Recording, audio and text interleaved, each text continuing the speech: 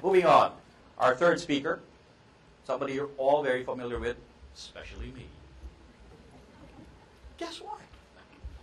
Well, she's the CEO and executive editor of Rappler, a social news network, which uses what they call a hearts and minds approach for news through a mood navigator. It was created for the web's participatory nature. Rappler combines the best of professional journalism with citizen journalism and crowdsourcing. She has been a journalist in Asia for more than 25 years. Most of them served as CNN's bureau chief in Manila, right, and then in Jakarta. She was the lead investigative reporter of CNN, focusing on terrorism in Southeast Asia. She also wrote a book entitled Seeds of Terror, an eyewitness account of the Al-Qaeda's newest center of operations in Southeast Asia. I'm going to cut this short. I hope you don't mind, because we're running short on time. Everybody knows who she is. Let's have a big hand for Maria Ressa.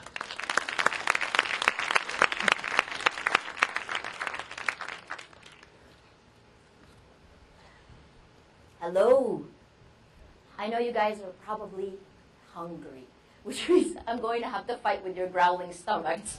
So I hope that the information that what I'll put up is worth it. It's worth fighting the grumbling. Strangely enough, a lot of these ideas came from a year of studying terrorism. And the crucial question is, how do good people turn evil?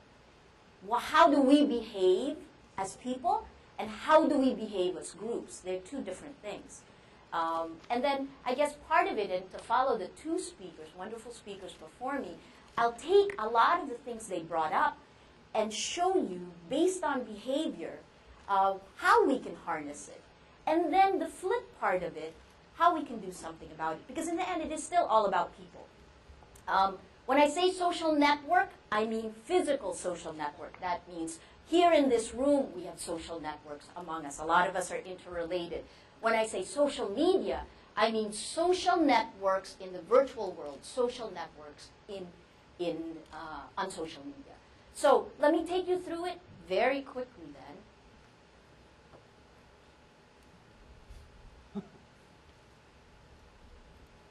If it works.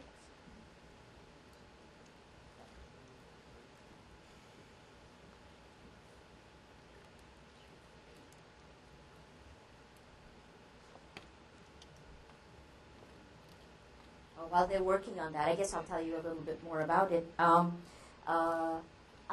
been a traditional journalist for more than 25 years, a television reporter for 18 years, and then a manager for 6 years before that. So a lot of the ideas, some of them came from running a news group that was trying to understand what convergence meant. So from Tyson, it was, how do we as traditional journalists move out, given the new technology that we have? And then after that, there is this new technology that a lot of you guys here have already discovered. It's technology that allows us to crowdsource action. So for the first time ever, you actually have people who are journalists who were never supposed to get involved with real life before. We were never supposed to change it. That debate is over, because now we are changing it through crowdsourcing. And I think I have some answers for you, at least our answers, for how we move forward in this world. How do we redefine it, given the new technology that we have, and how do we take it forward? How do we move forward in a far more collaborative world? And it is about that. If all of us in this room splinter off and create different communities, we will not be able to achieve as much as we all do if we all come together in the same way IMAP brought us together now. So let me take you through it. Yay, works. I'm a news person, so I'm going to start with the news. Let's make it work. Yay. 3 events, 2011. Again, most of these ideas came from studying terrorism, right? So what is it? The thing that was interesting studying it last year was that I realized two main points. One is it's about emotions, and that negative emotions spread faster. The second is it is about social networks. You will never be able to do anything significant on your own. It is about collaboration. So let's look at the Arab Spring. Why is it that you've had dictatorships for 30 to 40 years in these same countries, but what happened in 2011 that toppled, that made it become dominoes coming down?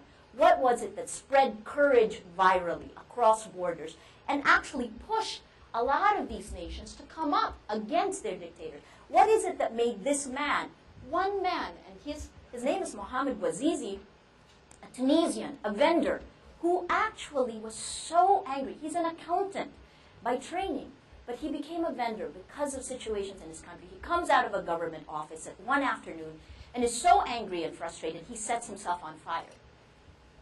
That literally went viral. And that was the spark that set off the Arab Spring. Now, for the marketers, keep in mind in Egypt, internet penetration rate was low. And yet, somehow, the people who were online, that they were able to infect a global community. And because the global community came behind them, they were able to somehow mobilize on the ground. Look at some of the things that happened. This one guy, a young guy, there weren't revolutionary faces we saw in Egypt, not one. This guy popped up, a Google executive, Wael Ghanim. If you don't follow his Twitter account, it's very interesting to see it. Wael Ghanim became the face of the revolution in Egypt.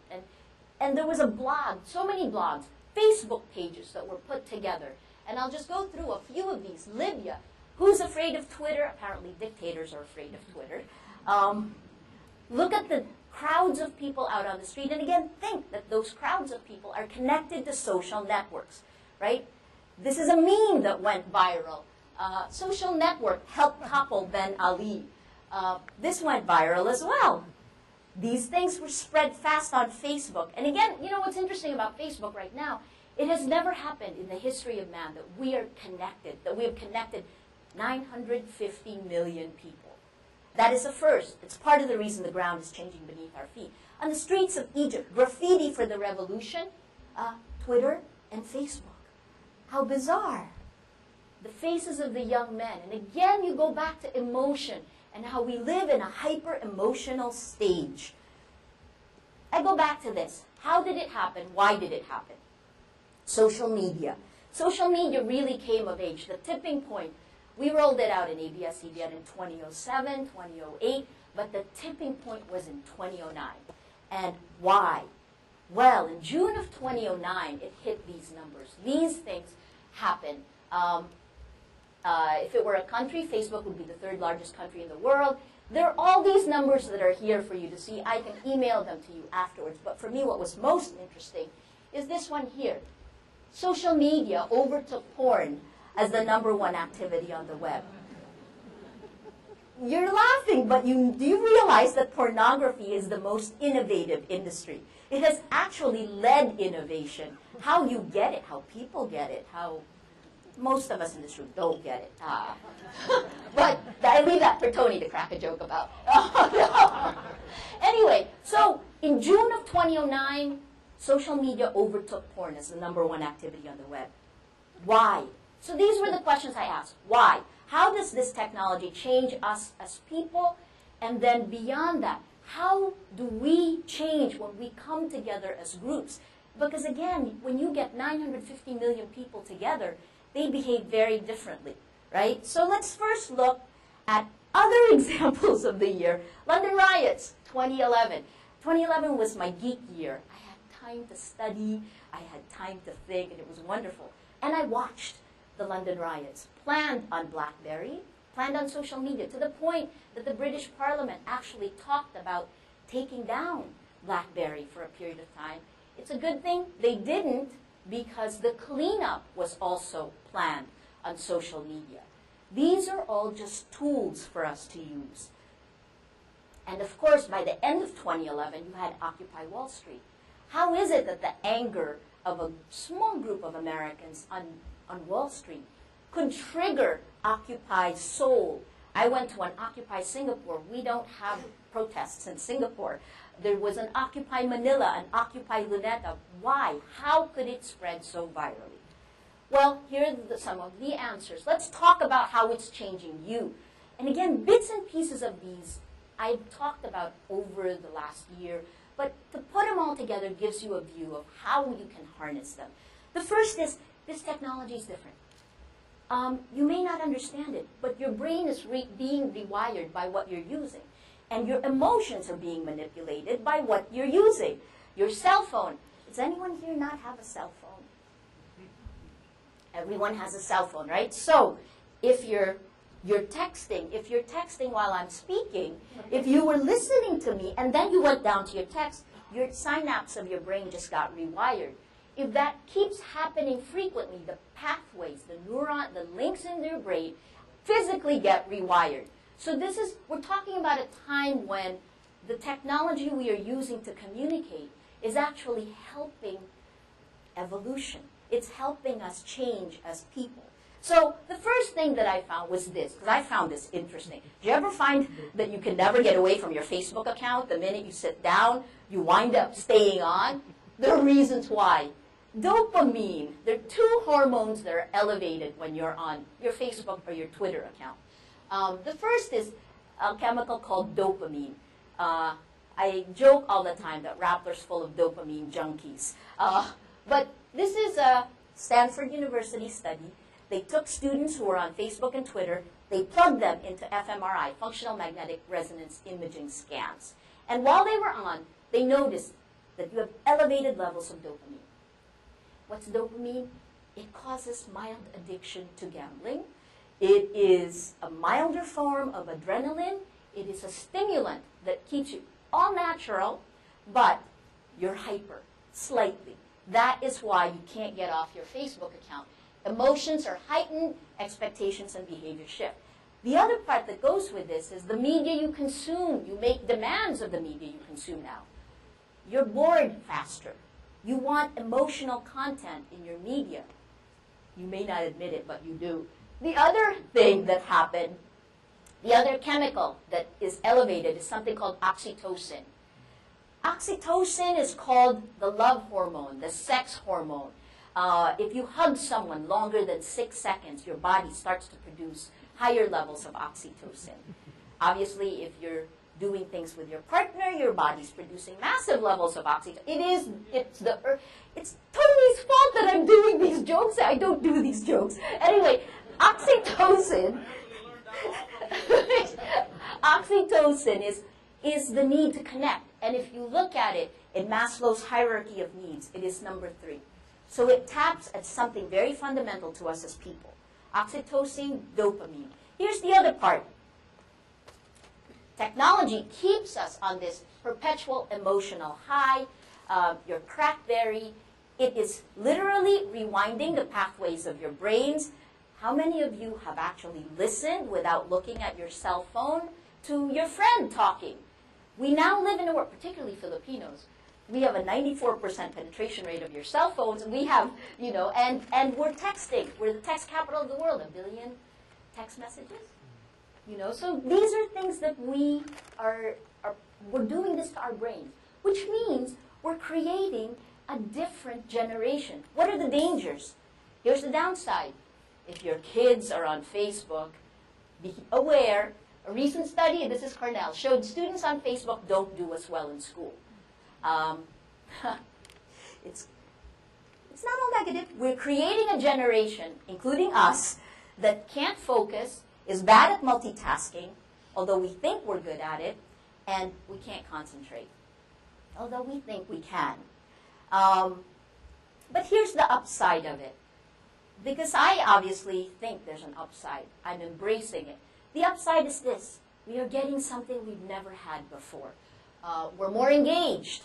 And my professor in school used to tell me it is not about what you learn as much as it is how you apply it and the social networks you build. It is about your social network. And now kids are on social networks very early. We're more social. And then here's the part I love best.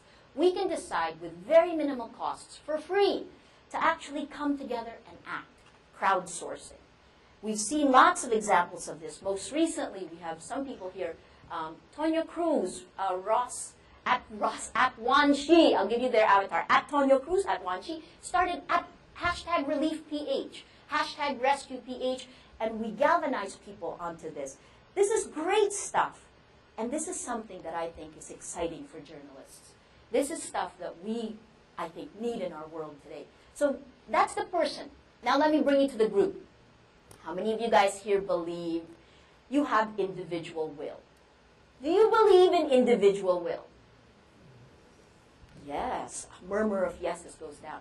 I'm going to burst your bubble just a little.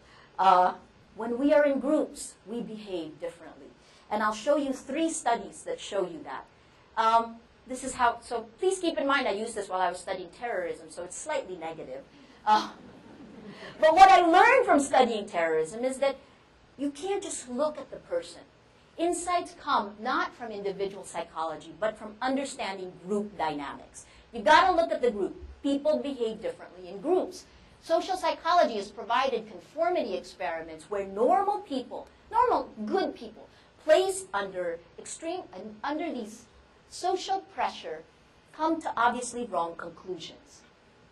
They actually agree to harm people. They actually agree to kill.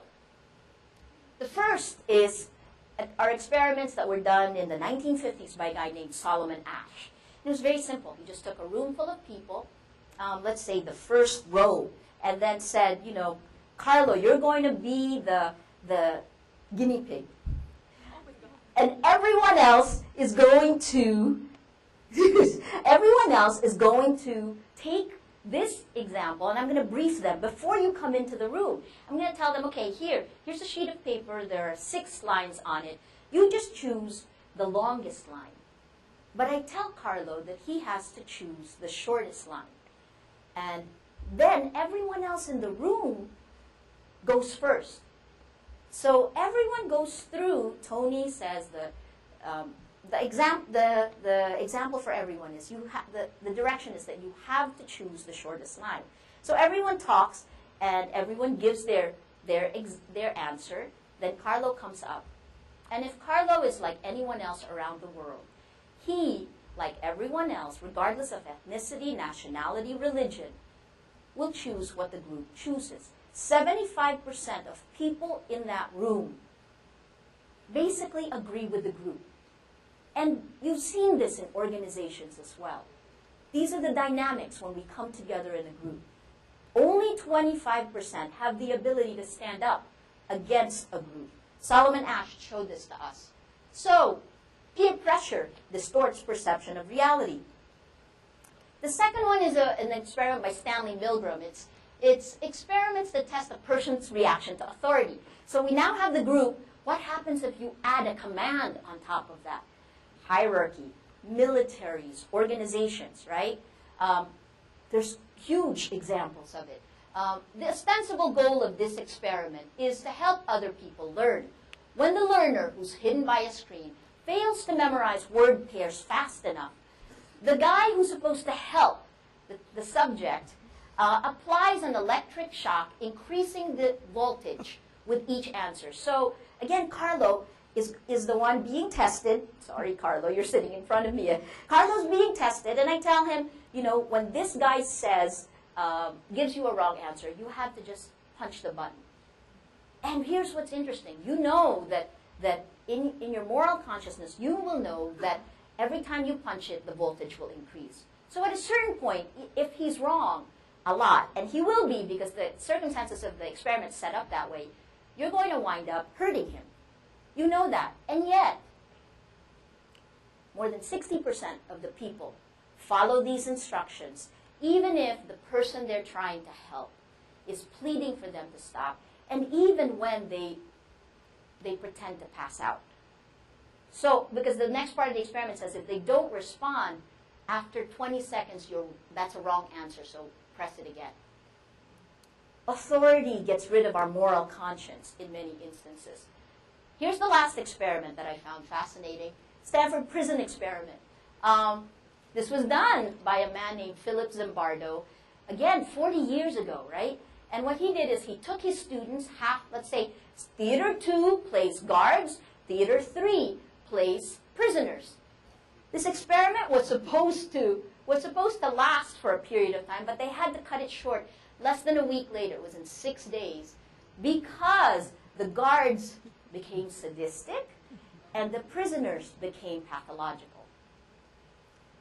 This guy, Philip Zimbardo, used his findings from the Stanford prison experiment to defend the American soldiers accused in the Abu Ghraib torture. So these are things. This is how we behave in groups. Now, the next thing I wanted to find out was, so let's look at that, right? Groups exert pressure on the individual that question whether free will actually works. And the last part is this. Study done by 2 Harvard professors. They were in Harvard at the time they did it. I actually infused it into ABS-CBN's Boto Mo'y Patrol Mo. If you notice, in 2007, it was Boto Mo'y Patrol Mo. In 2009, it became Ako Ang Simula. This was their finding. They published it in 2007, the New England Medical Journal. And they found that social networks transmit ideas, emotions, and subliminal signals that influence behavior up to 3 degrees. So these 2 researchers mapped the spread of emotions like happiness, loneliness, complex behaviors like voting behaviors. Imagine the impact on politicians. Political views, voting behavior, sexual behavior, and disease contagion. Smoking, drinking, gaining weight, these all spread through social networks, up to 3 degrees. What did they find? They found that everything we say or do ripples through our social network, affecting our friends, that's the 1st degree, our friends' friends, the 2nd degree, and our friends' friends' friends, the 3rd degree. For example, if I feel lonely, many of you guys are 2nd or 3rd degree friends of mine. So, if I feel lonely, my friends have a 54% chance of feeling lonely because I do. My friends' friends have a 25% chance of feeling lonely because I do. And my friends' friends' friends, the 3rd degree, they have a 15% chance of feeling lonely because I do. This was in their study. All influence ends by the 4th degree. It's kind of like the game of telephone, I guess. It's too corrupted by the 4th degree.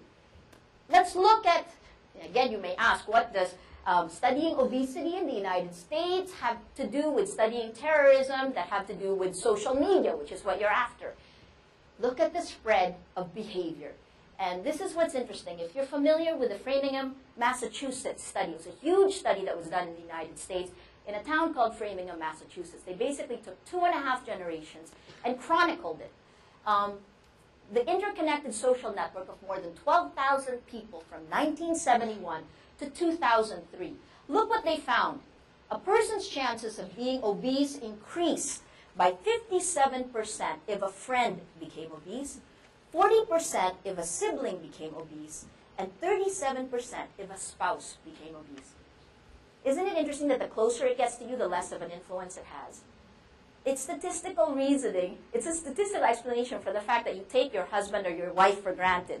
The people who are closest to you, you tend to tune out some of their influence. Actually, you, me, we all do that. And the way things spread is not through the people who are closest to you. It is through the people in your 2nd or 3rd degree. It's a paper by Peter Granovetter called The Strength of Weak Ties. Weak ties is how things happen.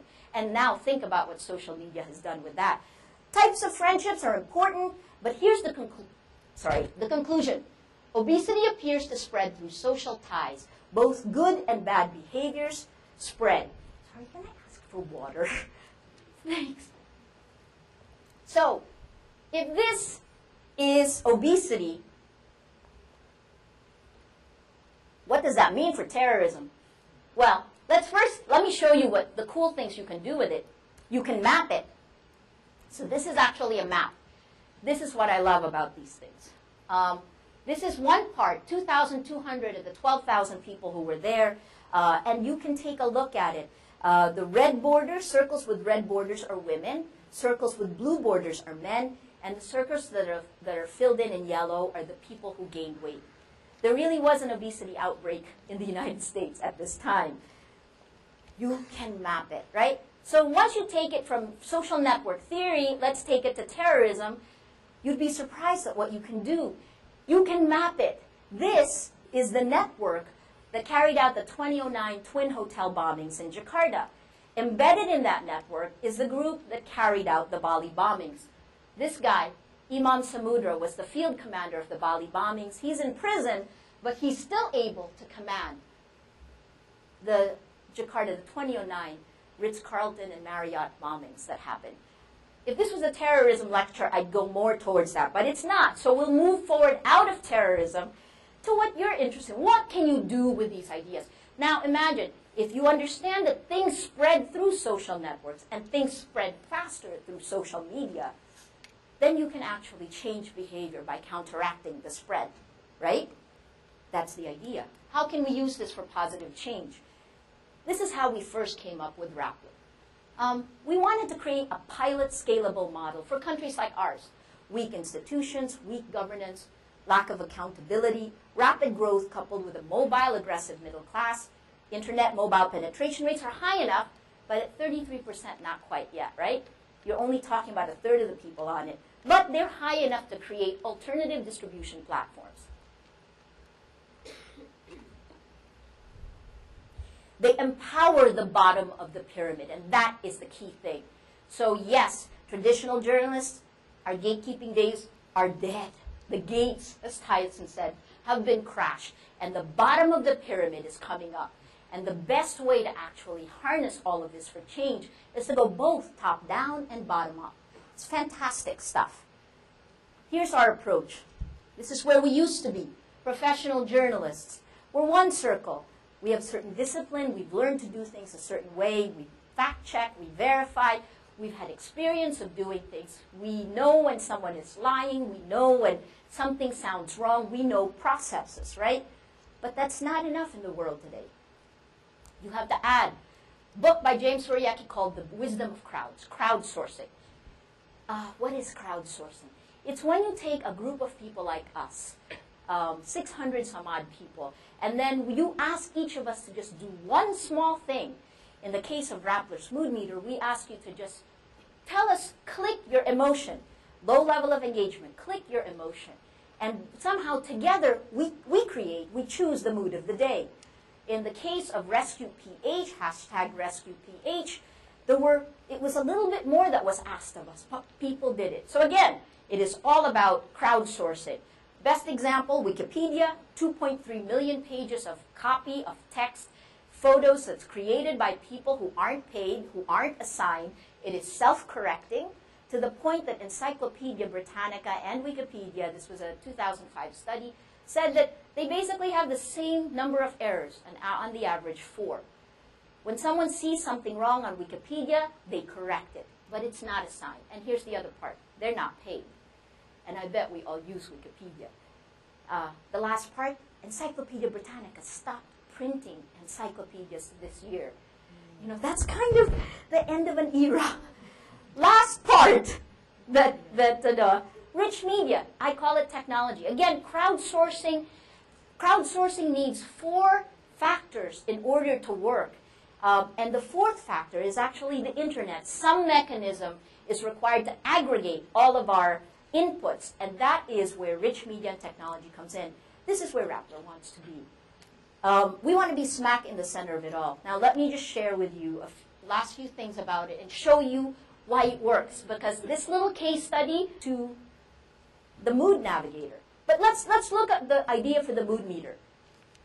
Neuroscientists say that 80% of how we make decisions as people is not based on your intellect. I would like to think it was based on our intellect. It's part of the reason I became a journalist, but it really isn't.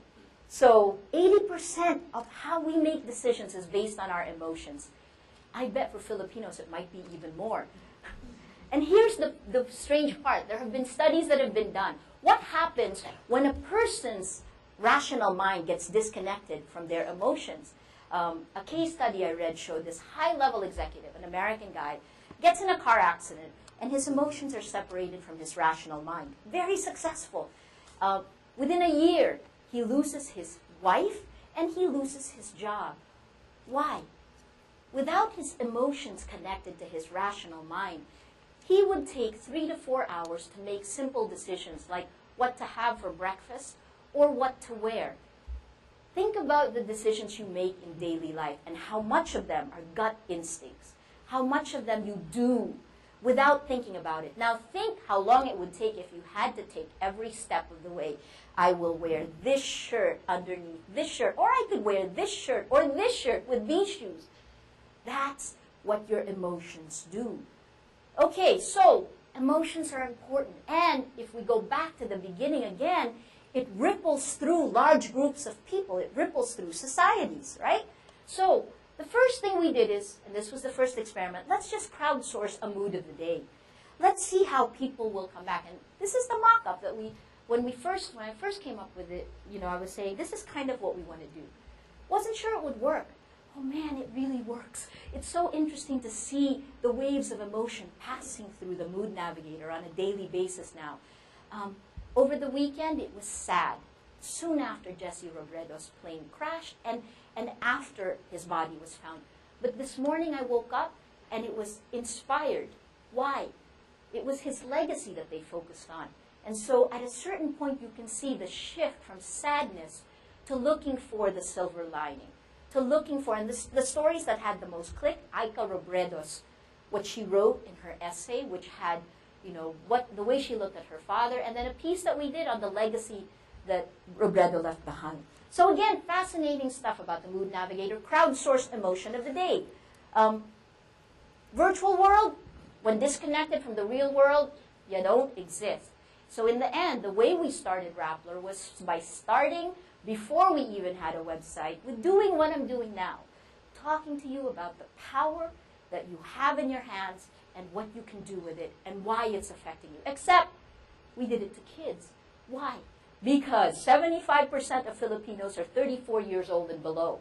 And because the most interlocked on social media right now are the kids. They are going to be a potent force for the future. And guess what? They are idealistic. And they actually gave me great hope for what we can do and what kind of world we can create. They're now part of it. So we started doing these huge workshops which broke down into 10 people each. Each of us as journalists sat with 10 kids and started showing them how they can actually do it. This is stuff that we never did as journalists. I never did it when I was with CNN. Never something, again, never say never. To follow what you can never say never. I never thought I would. So I'll leave you with a case study. And I like this because it gives you statistics. Just to show you how powerful social media is, in our first month operating, we had the same traffic that it took my old network, not to just time and technology, but what it took our old website a decade to build, we did in the first month. It is social media. It is about social media. And if you look at news websites globally, most of the traffic now is funneled that way. Let's look at something that is actually not so sexy and something that primetime news probably wouldn't have even touched. But what we did is, this is in March, so we were we're very small. In March, we were probably 14 people. So look at this. We just decided, mining conference. There's a pending EO. It's very, very fragmented. The issues sometimes get lost. But what are the facts? We're talking about eradicating mining. We're talking about stopping it, which is huge. And we are the country with the 5th largest amount of mineral resources globally. Interesting? So we decided to go to the mining conference that was held in March. And, it also helped that I saw both Gina Lopez and Manny Pangilinan were participating. And I said, oh, that's just got to be fun. Ernie's laughing. So we decided, let's start a hashtag. We're gonna professional journalists, it's easy. You take the way we did television and then adapt it with IT technology. So we put it on the web.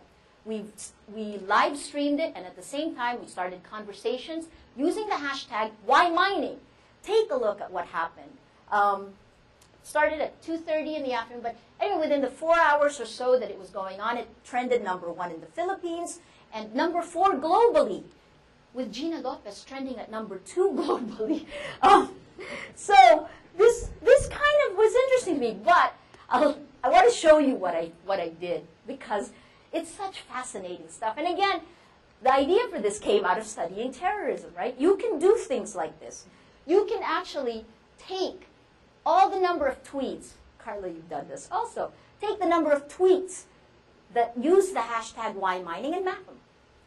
This is what it looked like. It started at 2:30, around 2:30 in the afternoon. It ended around 5:30. 2,000 tweets using the hashtag why mining. This, do you know when this was? This is when Gina Lopez was speaking. So everyone tweeted. This is when Manny Pangilinan was speaking. It's interesting when you see it visualized, right? And then, of course, this third one is when the two of them fought slightly, and Manny told Gina, "You're lying." So you can see it mapped. Now, the next thing I wanted to figure out is, how far did it spread? Is it true that we have more reach or less reach than traditional media? I have an answer for you. You can use a free program called Twittalizer to figure out what the spread of your message is, and it'll even give you the force multipliers who helped spread it. How interesting. In less than 24 hours, it hit 26,772,579. I need another drink. To put that number in perspective, let me just tell you that a print newspaper has a reach of anywhere from 150,000 to 300,000. Cable news has a reach anywhere from 200,000 to 300,000. 26.7, nearly 27 million people. The long tail is incredible, and it can also be, in many instances, a call to action. I'm a geek. We mapped it. These are the social networks. So as you can map the way obesity can spread, you can map the way other things spread through social networks, right? This green, it was the Rappler account. The red was my account. And then this blue account was Tony Lavinia from the Ateneo School of Government. And if you look, one of the things I did in color coding this was, so you can see the influence, the spread out. I like going to ground zero. Let's look at the accounts that actually spread it. And what is it? Here are the 26 ground zero accounts, right? Not surprisingly, you see a lot of Rappler there, but you have Rappler.com, Tony Lavinia, and my account, and this is kind of the triangle. But Faiza Tanggol works for Gina Lopez. Responsible Miner he works for a mining company. I finally met him in one of the conferences. Gang Badoy is here. Mom Blogger is here. I saw the tweets. Mom Blogger is also around. So, One Palawan, also affiliated with Gina. So you can kind of see ground zero. That's the 26 accounts where everything emanated from. Here's what's interesting now when you see it the way it's, when you first scrape all the tweets off and you map it, it looks like this. This is every single Twitter user that was connected to that conversation. And it's interesting. So this is Tony Lavinia. It gets a little bit blurred here, right? Now, here's what's fascinating about it. See all of these little dots? These are all people. These are all dots who spread things through 3 degrees. They have social networks, both in the virtual and in the real world. So, if you think about the Arab Spring, and I'm going to end the way I began, every single dot there corresponds to a face. And if you see that and understand it that way, then you can understand why 2009 became a tipping point year and why by 2011 we had the Arab Spring. It's the way our world works today. It's an incredibly fascinating, exciting time to be. It's like something new has been invented, and it changes every day. This is the other part. If you've been doing the internet for a while, look at it again. It has changed dramatically. That's it. Thank you.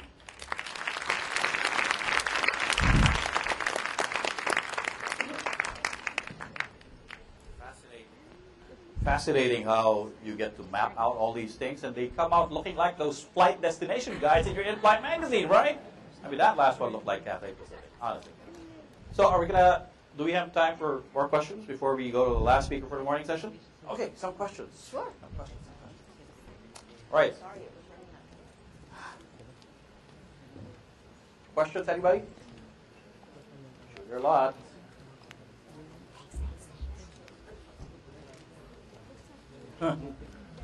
Yes.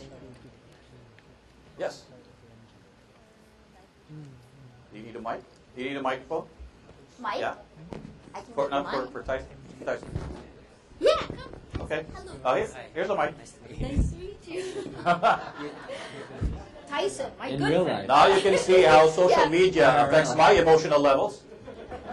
No, actually, it was something you said that kind of sparked. I don't know. I started thinking about something you said about students, because I have young kids. They're not on social networks yet, but they're in school and they will be on social networks very soon. And so when you said that study showed that the students are doing very well in school, I was like, oh God, like this is another thing to worry about. And I'm sure I have a lot of those psychological problems that you laid out for, with Twitter addiction, certainly with Instagram.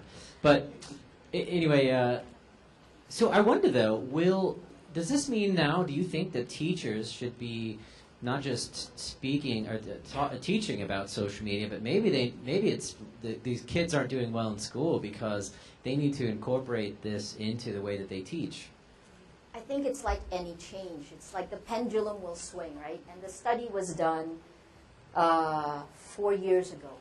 So I think that, let me put it this way.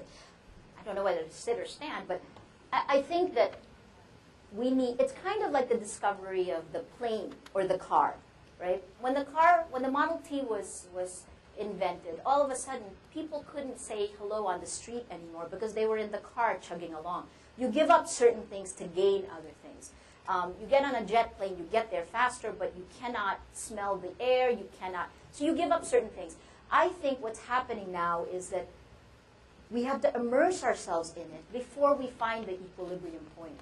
And this is also part of the reason I would say, if you're not on Facebook, my lordy, I'm sure you're all on it, that's why you're here, but we need to immerse ourselves in it and then understand its strengths and weaknesses and then compensate for it. It's the new world. It's the same way that now our world is more polluted.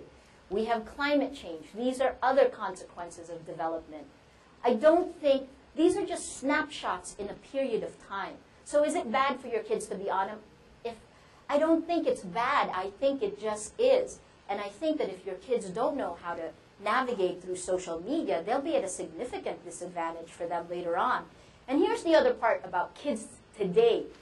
They may wind up knowing more than their potential employers as they come out, because they're already on social media. So those are the things. We're in a period of transition. But as we move out of that period of transition, we will find different ways, and we will then compensate for things like this. In universities in the United States, they're putting courses on Facebook. TAs, teaching assistants, are doing them on Facebook. The Ivy Leagues started a website called Coursera, where they can actually, you have professors from the Ivy Leagues teaching. So this is a world of intense exploration. And the crazy thing is the people most of the time with the most money to try to do it have the most vested interest in staying with where things are. And this is where I think agility and an attitude of embracing the change rather than trying to stop it. Immovable force meet immovable object. We cannot stop what is going on. It's like trying to stop development. Any other questions? What about from the folks in the other theater? Yeah, there's one here. All right. It's like a disembodied voice somewhere. Like, So I'm the disembodied voice. yes. All right. Identify yourself first. Hi, Maria. This is Tony on. How are you? Tony, hello. I'm okay. Good. I just had a really short, quick question. I love that mapping software that you're using. What is it? You know, again, part of the reason I found it was because it was being used by counterterrorism guys to map the spread of terrorism. This is a CIA thing. It's not CIA. They're non-government. But, you know, in the last year, I worked with two counterterrorism institutes, one in Singapore, one in the United States. And Part of our appeal as Rappler right now is I think we're one of the few who can do this, who aren't in the defense establishments. So it's So you're saying this is not something I can just plug into Excel and then get a nice map? we can share it with you for a fee. Okay, that's something. That's something I can offer to my clients. Thank you. But that mapping thing is fantastic, isn't it? You can visualize it. Once you visualize it, you can do something about it. I'll share one last thing with you on this. When the Corona trial was happening, I mapped a few days of it, and I looked at all of the different hashtags. And when you map it, you can tell who's pro-corona, anti-corona. You can tell which accounts are actually propaganda accounts. And you can see the communities, and you can see where they feed off of. So again, if you are one of the people who is in charge of taking tactical action, something like this becomes very, very interesting.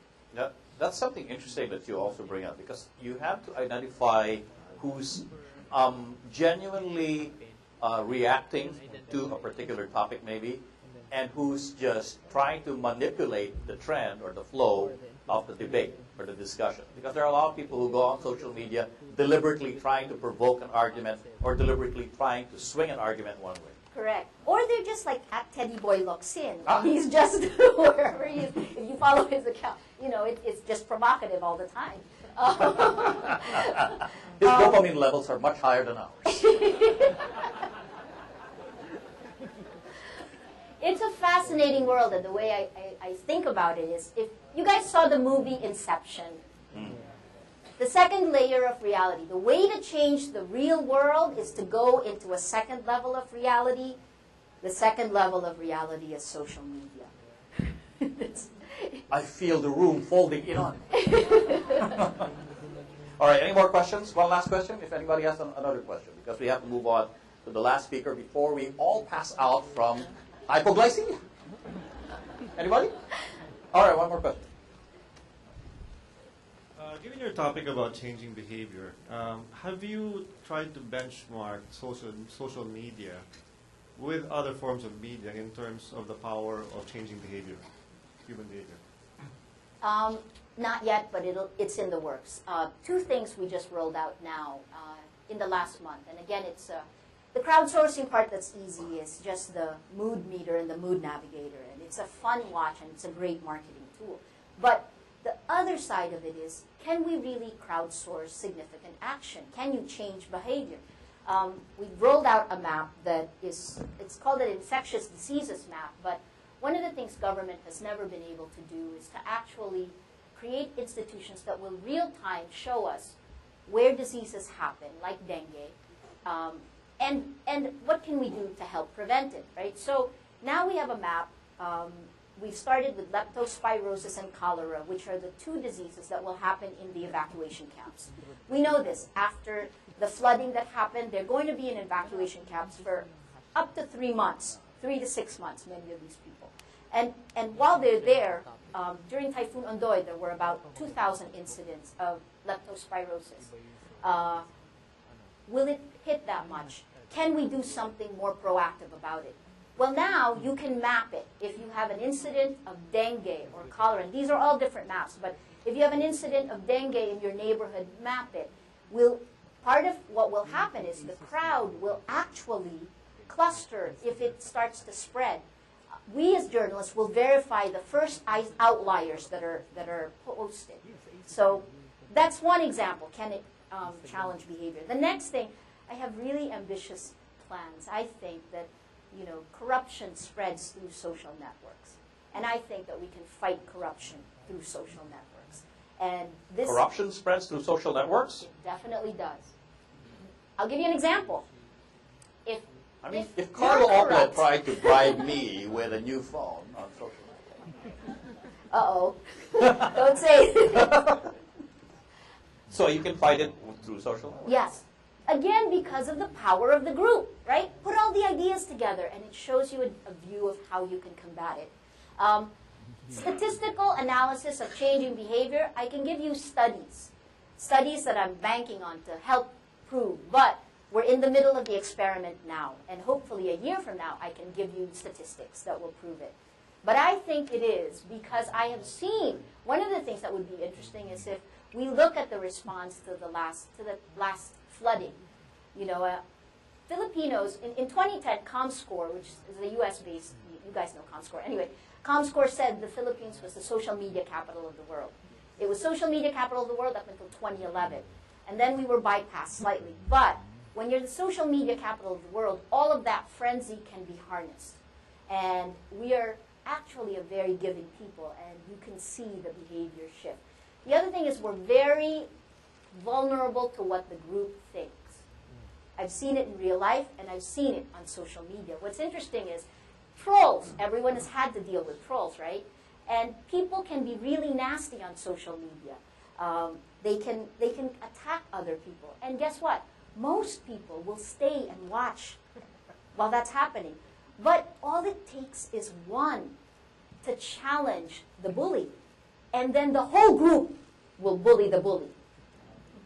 The behavior is fascinating when you look at the behavior. Did that happen in the MMDA Philip Morris case? Lau, remember Chris Lau, remember? I mean, there were so many instances of that. Another instance, of course, this is something we felt at ABS-CBN during the bus hostage crisis. ABS's reporters were on Twitter. They were first out on Twitter, and many of them were really slightly traumatized by the fact that, you know, when that happened and the people died, all of a sudden social media, people wanted to blame someone. And it's hard to blame people who died. It's hard to blame the authorities who, by the way, the SWAT team that was actually trained to do that kind of thing was waiting on the sidelines. The people who went in threw the hammer inside the bus. But let's not go back over those times. Anyway, what unleashed social media was when President Aquino, around midnight, was asked a question. He held a press conference and he was asked, you know, is the police to blame for this? And he said, we're going to investigate. Then someone else asked him, are the journalists to blame for this? And he said, well, yeah, that could be. And then, good God, Twitter came and descended. All of our accounts were open at this point, right? So at midnight, I got deluged with 300. You are horrible. You killed people. You know? I didn't get any of those. So what did you do? This is what you have to do when you're on social media. I stayed up and answered all the tweets because it's important. And you know, some of them you can point to others, but in the end, that is what engagement means. It's got its strong points and its good points and its bad points, but this is, I think, our world today. But you know, the nice thing about social media, especially with all the buttons that you're given as choices, you can either block somebody you don't like, or you can unfollow somebody you don't like. But the strange thing is, a lot of people disagree with what you say on social media, but they insist on following you anyway. They just want to disagree. I think that's part of it. You know, the things we're shy, Filipinos, we're very nice in real life, but the things we don't want to do in real life, we do on social media.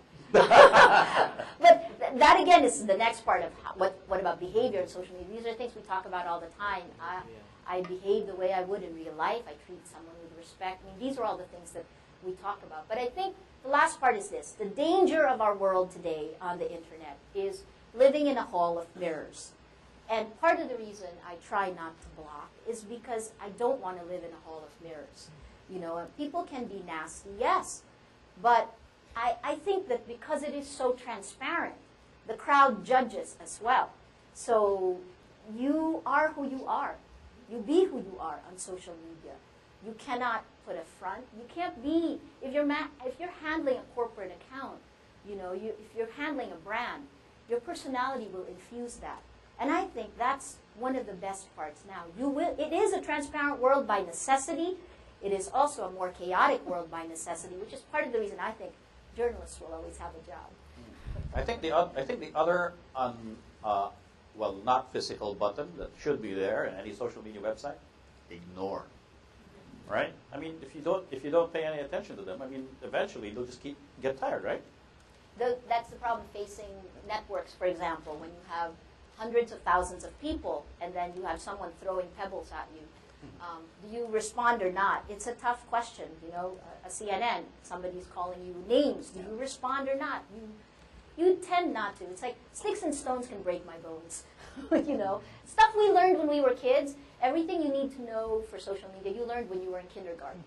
It's actually, we need to play nice. But the impact of it, again, I cannot emphasize that, because that's what got me very excited about our world today. It is the viral spread of ideas and emotions, and it is the ability to harness emotions that's exciting. All right. Thank you, Maria. Thank you. Thank you very much. Nice to see you. Thank you.